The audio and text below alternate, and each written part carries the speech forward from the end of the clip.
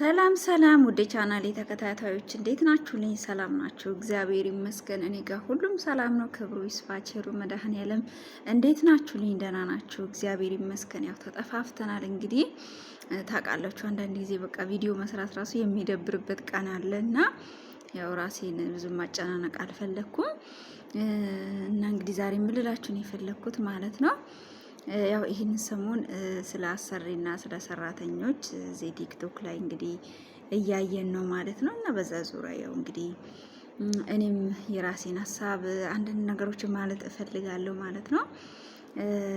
በቅድሚያ ግን ቲክቶክ ቻናሌን ፎሎ፣ ሼር፣ ኮፒ ሊንክ በማድረግ ቤተሰቦች መሆናችሁን አትርሱ። እንዲሁም ዩቲዩብ ቻናሌን እየገባችሁ ሰብስክራይብ አድርጉ ማለት ነው። እግዚአብሔር ቢፈቅድ ደግሞ ያው አሁን አዲስ ዩቲዩብ ቻናል ከፍታለሁ በኦሮምኛ መሰራበት፣ እንዲሁም አዲስ የቲክቶክ አካውንት ከፍታለሁ ማለት ነው።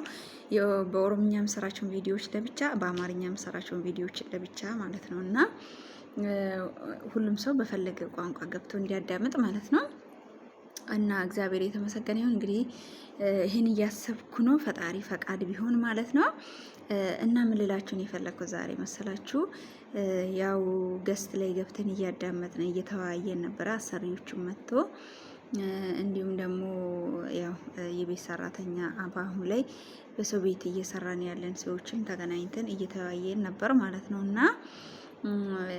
ያው እንግዲህ ሁሉም ነገር በጎ ነገር ማድረግ በመጀመሪያ ደረጃ ለራስ ነው። ጥሩ ማድረግ ለራስ አይምሮ፣ ለራስ ሕሊና ያው ሰው ባይንም ፈጣሪ ያይናልና ለራሳችን ነው የሚጠቅመን ማለት ነው። እና እኔም ያው ዛሬ ላይ እንግዲህ የኢትዮጵያ ሰው ቤት እንደነገርኳችሁ ብዙ አመት ሰርቻለሁ። አሁን ላይ እንግዲህ እግዚአብሔር የተመሰገነ ይሁን ወደ ራሴ ስራ መሸጋገርበት ደረጃ ላይ ነው ያለሁት ማለት ነው። እግዚአብሔር የተመሰገነ ይሁን። ይሄ ቀን ታዲያ እንዲሁ ዝም ብሎ ይመጣ አይደለም ማለት ነው። እንደ ውሃ ፈሳሽ እንደ እንግዳ ደራሽ አይደለም የሚባለው እና ብዙ ውጣ ውረዶችን ብዙ የሀዘን ቀናቶችን በማለፍ ነው ዛሬ ላይ የደረስኩት ማለት ነው። እና እግዚአብሔርን አመሰግነዋለሁ ስለ ሁሉም ነገር። ያ ቀን አልፎ ዛሬ ላይ እኔም አድጌ ተለውጬ ፎቶን ፖስት አደርግላችኋለሁ። በዚህ እድሜ ነው እንግዲህ ሰው ቤት መስራት የጀመርኩት ማለት ነው። እና እንደውም ይሄ የምታዩት ጉርድና ሹራብ በራሴ ደሞዝ ነው የገዛሁት ማለት ነው። በ25 ብር ነበረ ደሞዜ እና ከ20 ብር ጀምሬ ነው በነፃ ከመስራት እስከ በነፃ ጀመርኩኝ መስራት፣ እያስተማሩኝ ልብስ እየገዙልኝ።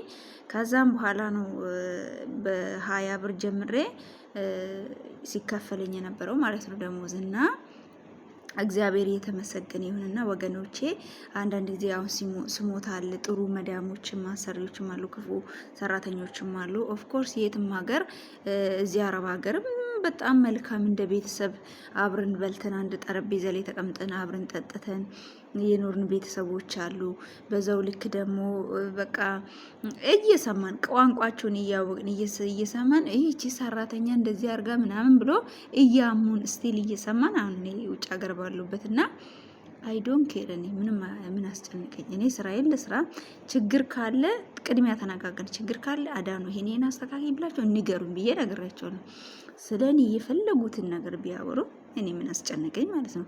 ችግር ካለ ንገሩኝ ብዬ ተነጋግረናል። እና አንዳንድ ጊዜ እናንተ በጎ ነገር እየሰራችሁ መጥፎ ነገር ላታገኙ ትችላላችሁ። ሆኖም ግን እኔ አሁን ላይ እንደ አንድ ሰው ቤት ሰርቼ እንዳለፈ ሰው ቻሌንጁንም መልካም አሰሪዎችም እንደነበሩኝ እንዲሁም ደግሞ ያው የተለያየ አይነት ጸባይ ነው ያለን። እኔም የራሴ ጸባይ አለኝ፣ እነሱም የራሳቸው ጸባይ አላቸው። ግን ስለ ሁሉም ነገር ግን ለራሳችን ለህሊናችን ለነፍሳችን ስንል መበደል ይሻለናል። አያችሁ፣ ተበደሉ፣ ሰውን አትበድሉ። እናንተ በተቻላችሁ መጠን ስራችሁ ላይ ትኩረት አድርጉ።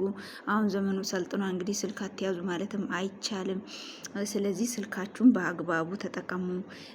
አሰሪዎቻችሁ በሚያዟችሁ ስራችሁን ጭርስ አድርጋችሁ። ለምን እውነቴን ነው የምላችሁ፣ እኔ አሁን ቪዲዮ እየሰራው ነው ለእናንተ። አሁን እኔ ይሄን ቀን አልፌያለሁ እና ምሳሌ መሆን እፈልጋለሁ። በቃ እኔ ለምንድን ነው አሁን አንዲት አሰሪ መታ ስለ ሰራተኛ ብታወራ የሰራተኛዋን ስሜት ፊሊንግ ላታደርግ ትችላለች። እሷ የምታውቀው የአሰሪዎቹ ፊሊንግ ስለሆነ ማለት ነው። እኔ ግን አሁን ራሴ ሰራተኛ ስለሆንኩኝ ይሄ ሰራተኝነት ምን አይነት ስሜት እንደሚሰማኝ ስለማቅ ዛሬ ላይ እንዲህ ነው ብላችሁ ይገባችኋል ብዬ ተስፋ አደርጋለሁ ማለት ነው። ስለዚህ አያችሁ እናንተ እነሱ ቢበድሏችሁ ምን ቢሉ ታገሱ። ሁሉም ቀን ያልፋል። እናንተ አሁን በቃ እናንተ መልካም እያደረጋችሁ አሰሪዎቻችሁ ሊከፉባችሁ ይችላል። እናንተ ግን ቀን ያልፋል ብላችሁ እግዚአብሔር አይራሳም። እናንተ ያደረጋችሁትን መልካም ሁሉ ነገ ላይ ይከፍላችኋል። እኔ እውነቴን ነው የምላችሁ። እነዛ ትላንትና እንትን ያሉኝ ሰዎች ዛሬ ላይ አመሰግናቸዋለሁ። ለምን እግዚአብሔር ዛሬ ላይ በቃ ጥሩ ነገር ሰጥቶኛል። ጥሩ ደረጃ ላይ ነው ያለሁት። በሰው ሀገር ሆኜ ይሄን ያክል ነጻነት፣ ይሄን ያክል ፍሪደም፣ ይሄንን ያክል ልቤ በቃ እንደዚህ አውቃለሁ። ብዙ አይነት ምን ያክል መዳሞች ሰራተኞች ወጥሮ እንትን እንደሚሉ። ስለዚህ እግዚአብሔር የተመሰገነ። ቀን ያልፋል፣ ቢመሽም ይነጋል። ስለዚህ ተስፋ አትቁረጡ። እና አሁን እዚህ ሶሻል ሚዲያ ላይ ስንመጣ አንዲት መዳሜ ለምሳሌ አሰሪ ክፉ ከሆነች መጥቼ ስለሷ ክፋት እኔ ማውራት ምንም አይጠቅመኝም። እና ልቁንስ እኔ ትላንትና እግዚአብሔር ዛሬ ላይ መልካም ነገር አድርጎልኛል። ይሄንን ፈጣሪ ያደረገልኝ ቸርነት እያሰብኩኝ ፈጣሪን አመሰግናለሁ እንጂ ያ ሰው ስለበደለኝ በደል እያሰብኩኝ በቀል እያሰብኩኝ ከፈጣሪ ጋር መጣላት አልፈልግም ማለት ነው። ስለዚህ እናንተም አሁን እዚህ ሶሻል ሚዲያ ላይ አሰሪዎች ምኑ ሰራተኞችም ስንመጣ አስታራቂ ሀሳብ፣ ጥሩ ሀሳብ ልናመጣ ይገባል። አያችሁ የአንድ ሀገር ዜጎች አንድ አይነት ቋንቋን የምናወራው፣ መልካችን አንድ አይነት ነው፣ ሁሉ ነገራችን እህትና ወንድሞች ነን። ለምንድን ነው የምንበዳደለው? ለምንድን ነው በቃ የያዝነው ነገር የእግዚአብሔር እንደሆነ ማናስበው? አያችሁ የተሰጠን ነገር እኮ በአደራ ነው የተሰጠን። በዛ የተሰጠን ነገር ላይ ታማኝ ስንሆን እግዚአብሔር ደግሞ በትንሹ የታመነ በትልቁ ላይ ይሾማል ነው የሚለው የእግዚአብሔር ቃል። ስለዚህ ዛሬ ላይ ታማኝ ከሆነ እግዚአብሔር ነገ ደግሞ ትልቅ ነገር ላይ ይሾመናል። እና አሰሪዎችን ብንሆን ነገ ማንም አያውቅም ንብረታችን በምን በኩል እንደሚጠፋ ሀብልን ወደ ዜሮ ልንመለስ እንችላለን። እንኳን ልንቀጥር ሰው ቤት ተቀጥረን ራሱን ልንሰራ እንችላለን ዛሬ ላይ አሰሪ ብንሆን። ስለዚህ በተሰጠን ነገር ላይ እግዚአብሔርን ፈርተን መልካም ነገር አድርገን መኖሩ ለነፍሳችን ለራሳችን ይጠቅመናል። እና እኔ ዛሬ ላይ መጥቼ እግዚአብሔር የተመሰገነ ይሁን ስለ ክፉ አሰሪዎች እንደዚህ ነው ብዬ ማውራት ምንም ይሄን ያክል ፋይዳ ላይኖረው ይችላል። ገባችሁ? እዚህ ሶሻል ሚዲያ ላይ ስንመጣ ጥሩ አሰሪዎችም እንዳሉ መጥፎ አሰሪዎችም አሉ፣ መጥፎ ሰራተኞች እንዳሉ ጥሩ ሰራተኞች ስላሉ ጥሩውን መርጠን አስታራቂ የሆነ ሀሳብ እየተወያየን ለነገ ላይ መልካም ነገር ብናፈራ ጥሩ ነው ብዬ አስባለሁ። አያቸው ሁሉም ሰው የዘራትን ነው የሚያጭደው። ጤፍ ዘርተን ስንዴ አናጭድም። ስለዚህ መልካም ነገር የዘራ ሁሉ መልካም ነገር ያጭዳል። እኔ ነገርኳቸው የዛሬ 2002 ዓመተ ምህረት ላይ አብሬት የኖርኳት መዳሜን ዛሬ ላይ አግኝቻት ቴንኪዩ ማለት እፈልጋለሁ። ፈጣሪ ቢፈቅድና አንድ ቀን ብንገናኝ ማለት ነው። እና ስለዚህ ሰው መልካም ነገር ያደረገ መልካምነቱ አይረሳም። ክፉ እናንተ ላይ ደግሞ ክፉ ሰው ሲሰራ በመናቃችሁ በመሰደባችሁ አይክፋችሁ። እንኳን እኛ ሰማይና ምድርን የዘረጋ ጌታችን መድኃኒታችን ኢየሱስ ክርስቶስ ራሱ ተሰድቧል። አንተ የእንጨት ጠራቢው ልጅ የዮሴፍ ልጅ አይደለም እንዴ ተብሎ ተሰድቧል። እሱ ምንም አላለም እና በጥፊ ተመቷል፣ ምራቅ ተተፍቶበታል። እኛ ደግሞ እኛ እኮ ከምንም የምናንስ ትቢያዎች ነን። ስለዚህ ይሄ ትህትናችን ራሳችንን ዝቅ ስናደርግ ለስራችን ታማኝ ሆነን ስንሰራ እግዚአብሔር ደግሞ ከፍ ያደርገናል ማለት ነው። አያችሁ እሱ ጌታው ነው፣ ፈጣሪው ነው፣ አምላኩ ነው።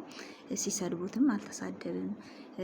በቃ ሲፈታተኑትም ዝም ምን ያሏቸው ማለት ነው። ለምን እሱ ጌትነቱን አምላክነቱን አባትነቱን ስለሚያውቅ ማለት ነው። እና ራሳችንን ለስራችን ታማኝ ሆነን ይሄ ቀን እንደሚያልፍ ሆነን ሰራተኞችም ልንሰራ ይገባል ማለት ነው። አሰሪዎችም ደግሞ እንግዲህ እኔ ዛሬ ላይ አሰሪዎች እንደዚህ አታድርጉ ማለት ራሱ አልችልም ማለት ነው። ለምን ብትሉ እነሱ እናንተን በገፏቸው ቁጥር ወደ ከፍታ እንደሚያወጣችሁ የሆነ ምስክር ነኝ ማለት ነው። በቃ እናንተ ሲኖራችሁ የሰው ሰላምታ ራሱ ይለያል። ሌላው ይቅርና ይህቺን ልብስ ለብሳችሁ የሆነ ነገር ሰካላችሁ የሰው ሰላምታ ራሱ ይለያል። ይሄ የሰው ልጅ ባህሪ ነው። የሰው ልጅ ደካማ ጎን ነው። ከነ ውድቀታችሁ፣ ከነ ድካማችሁ፣ ከነ ኃጢአታችሁ የሚወዳችሁ ከኃጢአት እንድንመለስ የሚጠብቀን እግዚአብሔር ብቻ ነው። ስለዚህ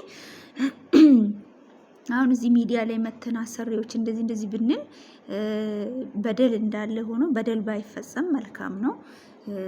ግን ደግሞ እናንተ ይሄን አስተካክሉ እንደዚህ አድርጉ ብለን እኔ አሁን ለምሳሌ ለእናንተ እንደ አንድ ሰራተኝነት ለእህቶቼ ምሳሌ የምፈልገው በተገፋችሁ ቁጥር ላይ ከፍታ ላይ እንደምትወጡ